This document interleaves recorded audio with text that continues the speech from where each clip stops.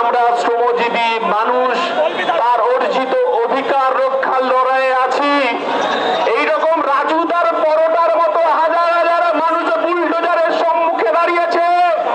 আমরা বলতে চাইছি আজকে ভোটাধিকার রক্ষার লড়াইয়ে নওশাদ বাহিনী রাস্তায় আছে। এর পরের মিছিলটা হবে আমার গণতন্ত্র রক্ষার লড়াই, খেটে খাওয়া শ্রমজীবী মানুষের অধিকার রক্ষার লড়াই। আবার আমাদেরকে রাজপথে থাকতে হবে। তৃণমূল ভেবেছে কি ভেবেছে যে জোড়া ফুল নিয়ে দাপাদাপি করেছি, আবার পদ্ম ফুল নিয়ে আবার একই বুলডোজার চালাবো। আমার নেতার নাম নওশাদ সিদ্দিকী, ঝুঁকেগা নেহি। আর যে বলেছিল ঝুঁকেগা নেহি, যাহা